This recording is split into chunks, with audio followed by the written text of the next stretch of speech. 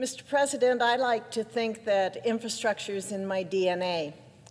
My father was Jerry Strobel, a civil engineer who spent his entire career with the Nebraska Department of Transportation. Now, that was back when it was still called the Department of Roads.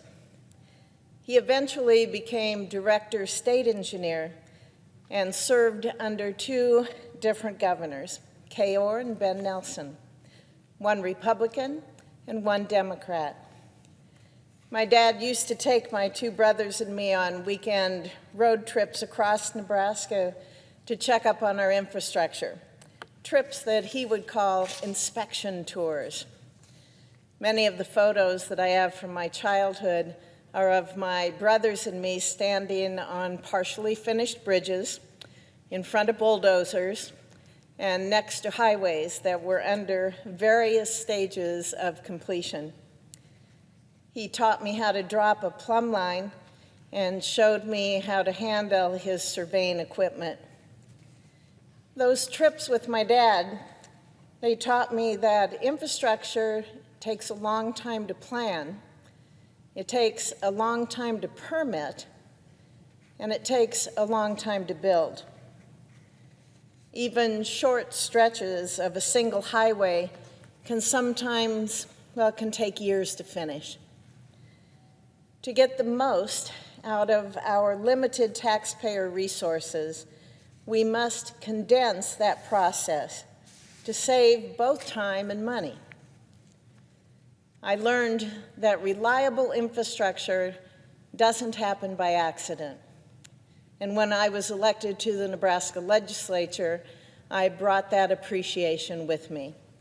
As chair of the Transportation and Telecommunications Committee, I introduced bills like the Nebraska Build Act. The new revenue from that bill has funded over a dozen important infrastructure projects across Nebraska.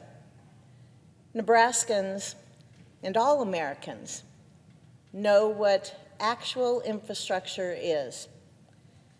It's roads and bridges, but it's also ports and airports and railroads and pipelines and waterways and broadband. Those things are a core responsibility of government. The American people also know what infrastructure is not. If Congress passes a bill to reform Medicare, that's not infrastructure, that's health care. We all know that words don't change their meaning overnight to suit one party or the other's political goals. But President Biden seems to think that they do.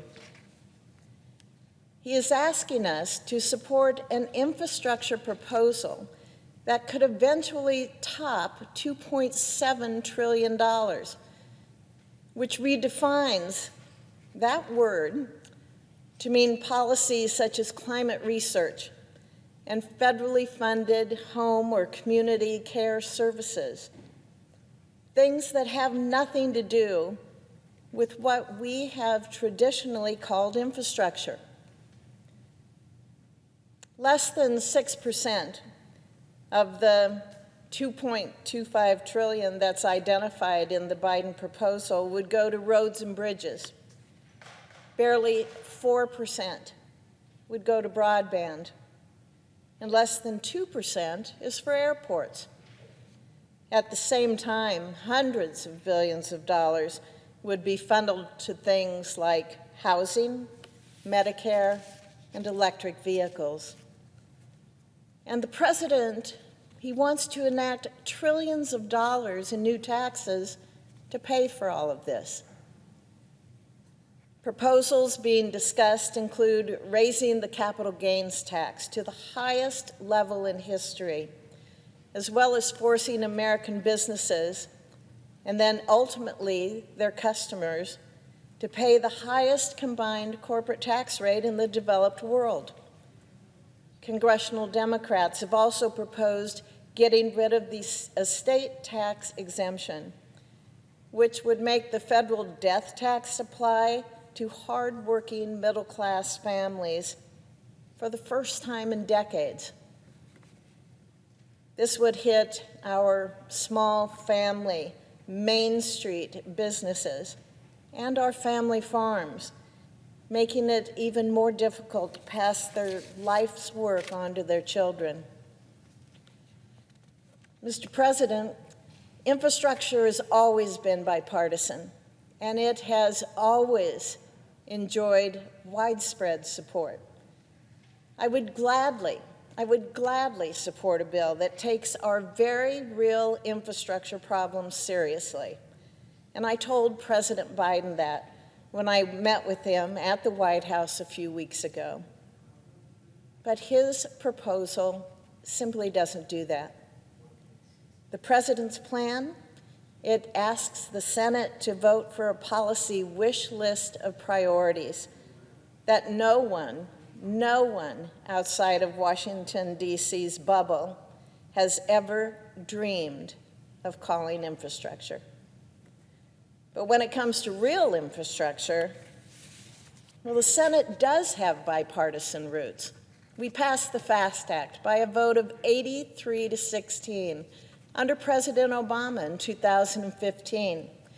We passed an FAA reauthorization 93 to 6 under President Trump. And the Senate unanimously approved water development bills and my pipeline safety bill last year. I see no reason why the administration can't tackle this important issue in a bipartisan way once again. And the President, who represented Delaware in the Senate for more than 35 years, he knows better than most that we do this every day. We do it on bills like the Halls Act, which I reintroduced in March to provide more flexibility for ag and livestock haulers, and which has won support from both Republicans and Democrats. There's also bipartisan support for my bill to establish an online portal for reporting blocked railroad crossings. My Democratic colleagues and I, we find common ground on infrastructure more often than we disagree. And that includes bills like the Rural Spectrum Accessibility Act, which made internet access more widely available in rural areas.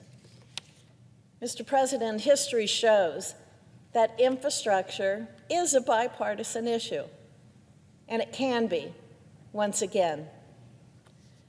But right now, our friends on the other side of the aisle, they're pushing this wish list of priorities for their progressive agenda and calling it infrastructure.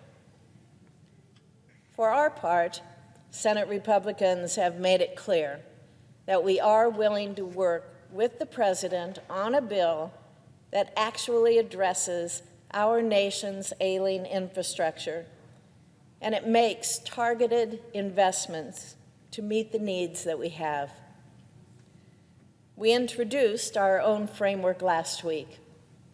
It draws on our past bipartisan successes, like the FAST Act, and it focuses on roads and bridges, broadband, and other actual infrastructure. It matches or raises the funding levels in the FAST Act, such as $299 billion versus $226 billion for roads and bridges, and nearly twice as much funding for transportation safety programs and rail and Amtrak grants. We've spent enormous amounts of money in the last year to deal with COVID-19. And Republicans and Democrats both voted for 5 bills totaling around $4 trillion to address that very real crisis. Another $1.9 trillion passed on a partisan basis in January. That's $6 trillion of new spending in 1 year. $6 trillion of new spending in 1 year.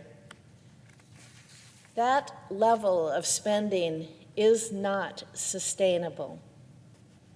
Adding another $2.7 trillion that the President is in his plan, to this spending that we already have is not sustainable. Our proposal is clear that funding for infrastructure should be fiscally responsible. It should use existing, proven formula programs as much as possible, and it should make regulations less burdensome. This is what President Biden should be focused on, and I hope that he takes us up on our offer. Thank you, Mr. President. I yield the floor.